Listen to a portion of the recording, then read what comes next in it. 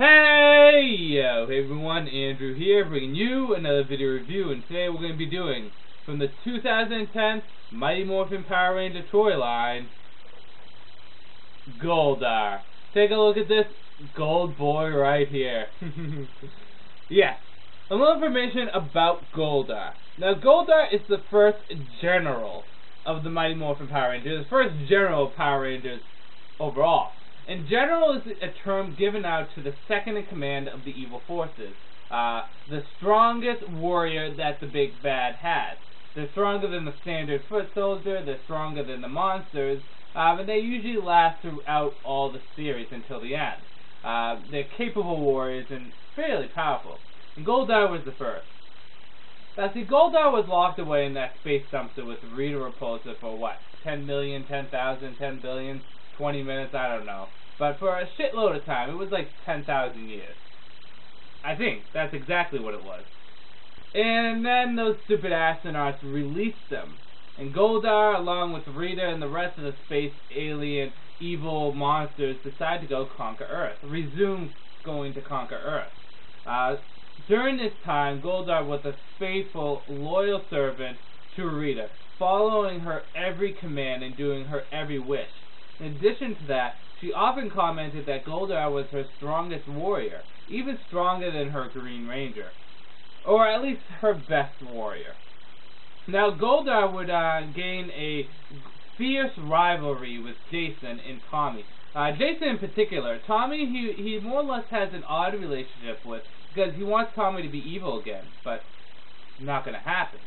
But Goldar is able to actually take on all the Rangers in combat and defeat them for most of the part. The first time Goldar ever really loses, I believe, is in Missing Green, is the episode? The one where Jason has to go into the Dark Dimension to free the Rangers and their candles, and he fights and beat Goldar. So I believe that's the first time Goldar actually loses. But up until that point, Goldar is a very capable warrior who's able to take on all the Rangers at once. Now, eventually Lord Zed shows up, and Goldar quickly backstabs Rita and goes to work with Lord Zed.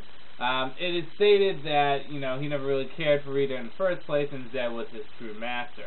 He would work with Zed, and then eventually Rita would return, and he would work for both of them up until Power Rangers in Space, when Zordon's big energy wave hit and turned all the evildoers into dust or into humanoids.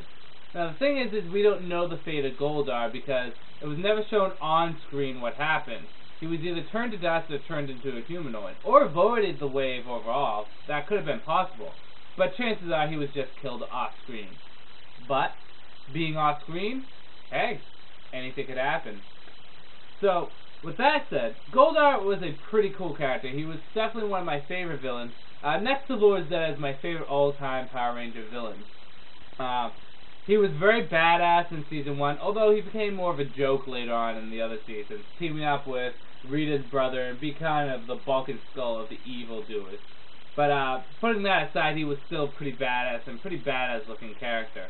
Powers and ability-wise, Goldar was stronger than a typical Power Ranger. He was able to take on all 5 of them at once and be able to beat them in combat. So he's a very strong warrior. He's very skilled too. He has the ability to shoot bolts of fire out of his sword, shoot bolts out of his eyes. He put his hand up there and shoot it out like that. Goldar also has wings and he can fly. Now, Goldar didn't get his wings back until Season 2. He had them in Season 1 for a little bit, but they disappeared, and eventually they explained that Rita took it away. I don't know why, but whatever. So he can fly, but he rarely does. And Goldar can also grow up and shrink down and grow up and shrink down. Goldar's weapon of choice is his badass sword. So with that said, let's get into the figure itself. Now, Goldar is definitely one of the non-Ranger figures that I wanted to get, more so than any other, more so than Alpha 5 or the Putty Patrol. Why? Because he's Goldar, and I love Goldar. He just looks so badass. However, that's about all you're going to get from this figure, is look. The articulation on this figure is limited. His legs can barely move. The feet can turn, which I guess that's good. But you kind of have to keep him in one position, because if you don't have them angled outwards, they're not going to balance him up. Legs don't move at all, They not one bit. The arms can only move up about that far and down. Can't even turn out the wrist. And you know, his arms should have more movement, but it's because of his shoulder pads. And I just don't see why they don't make his shoulder pads move with the arms, but whatever. He can't even bend at the elbows. That's pathetic. Please. His head can't move, but his wings is removable. So if you want to have classic Goldar without his wings, like so, or if you want to have Goldar with his wings, which always looks badass, and I always liked him better with his wings, like so. Sword is removable and can be put in either hand, however it fits better in the right hand. So, take a look at this bad boy. There's not too much to say about him. He's a disappointment because I love Goldar to death, but the lack of articulation on this guy is just absolutely phenomenally pathetic. I guess he looks good just standing there, but do you really want to just have your figure just stand there? No, it's disappointing. It's stupid. So, on the whole, Goldar, I'd probably pass him off unless you're a big Goldar fan, but even then, you probably should pass him off because, well, just isn't that good.